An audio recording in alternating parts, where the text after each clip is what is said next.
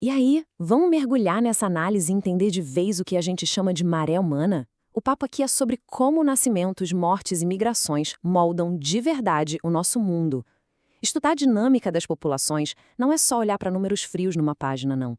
É sentir a pulsação da nossa sociedade global. É simplesmente fascinante ver como a humanidade cresce, se adapta e, o mais importante, se movimenta pelos continentes. Pensa rápido. Já passou pela cabeça o que significa empacotar a vida inteira e se mudar para o outro lado do mundo? O peso monumental que é decidir deixar a terra natal para trás. É tipo o que passa a família sul-coreana no filme Minari, que foi lá para o Arkansas nos anos 80. Deixar o país de origem buscando uma vida melhor é talvez um dos desafios mais profundamente humanos que existem. E são justamente esses sonhos, essas lutas e a busca por um bem-estar que fazem os motores da demografia global girarem.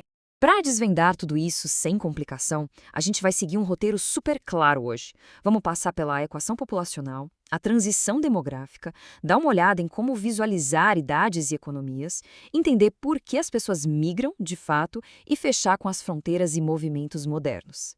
Ponto 1. A equação populacional. Tudo começa com a matemática básica da coisa. Ou seja, medir com exatidão quem chega como imigrante, quem vai embora, quem nasce e quem falece. E aqui entra um conceito absolutamente crucial: o crescimento vegetativo. Funciona assim: se o número de nascimentos supera o de mortes no lugar, a conta fecha no positivo. Aquele país tem um crescimento vegetativo positivo. É literalmente a linha de base biológica para qualquer sociedade que está se expandindo. A história aqui da América Latina é um exemplo perfeito de como essa dinâmica pode virar de cabeça para baixo. Logo depois do fim da escravidão no século XIX, os governos trouxeram muita gente de fora para suprir a falta de mão de obra. Só que aí, nos anos 30, estourou uma baita crise mundial que travou a saída do pessoal da Europa e da Ásia. O resultado prático? No fim do século XX, o fluxo de imigrantes caiu drasticamente, e essas populações passaram a depender quase que totalmente do próprio crescimento vegetativo interno para continuar crescendo. Ponto 2. A transição demográfica. Porque olha só, essas taxas de nascimento e morte não ficam paradas no tempo. Elas reagem diretamente e mudam conforme a sociedade vai se modernizando. Esse processo costuma rolar em 3 passos bem marcados. No passo 1, nascem muitas crianças, mas historicamente a mortalidade infantil era altíssima, uma realidade bem dura.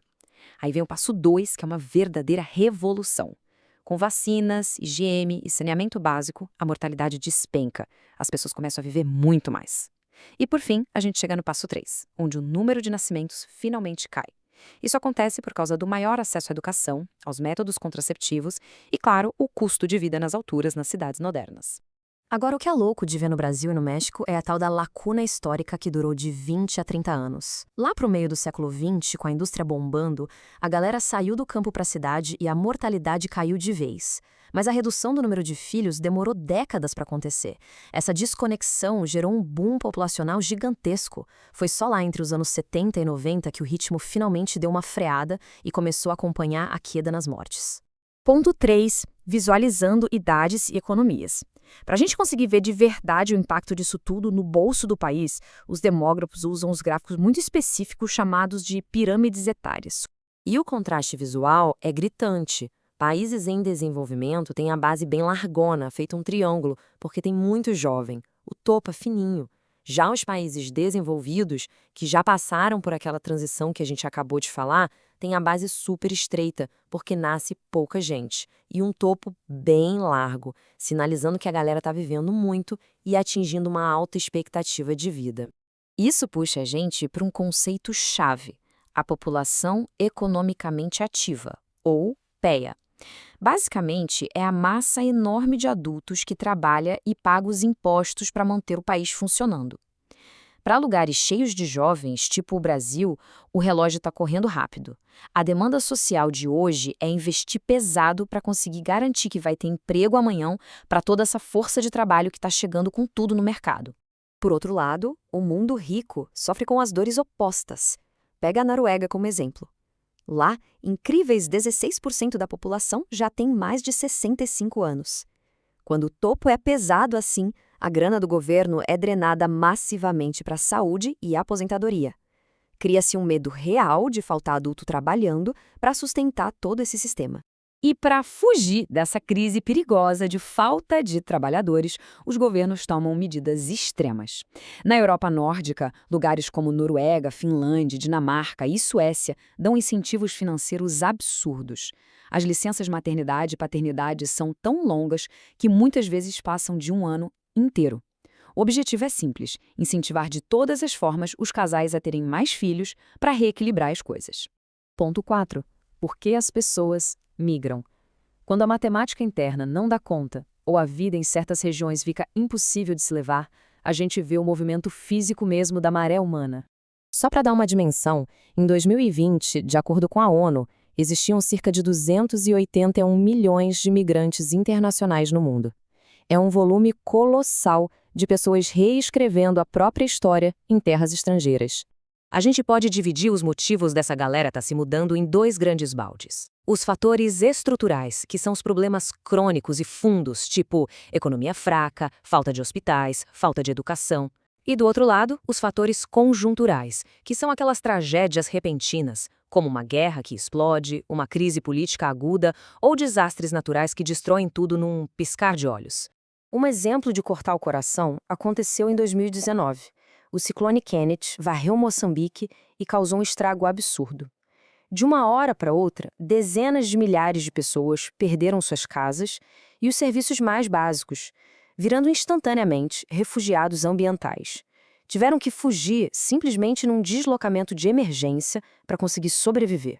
E para onde essa gente toda vai? Bom, os países ricos da Europa, América do Norte e Oceania funcionam como ímãs gigantescos. Nesses lugares, os migrantes já chegam a ser mais de 10% da população total.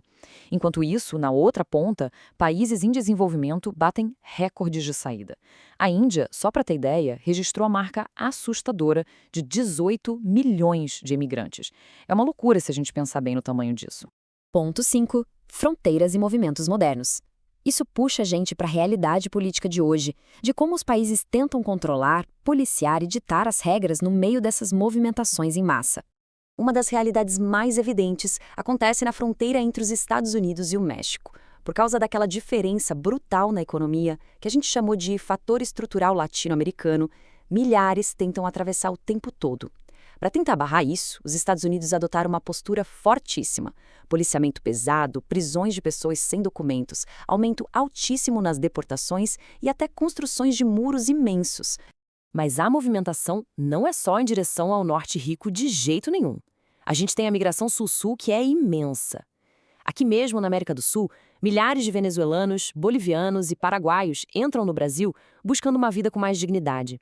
Só que ao chegar, eles dão de cara com um preconceito pesado e acabam caindo em trabalhos exaustivos e super mal pagos. E é aí que o atrito social cria uma palavra triste demais: a xenofobia. Essa mistura de medo, desconfiança e repulsa a quem vem de fora. É muito comum a falsa acusação de que os estrangeiros estão ali para roubar os empregos locais. Isso não tem muito fundamento, mas acaba gerando uma hostilidade gigante contra quem já está numa situação super vulnerável. Mas as leis estão tentando se adaptar. O Brasil, por exemplo, sancionou uma nova lei de imigração em 2017.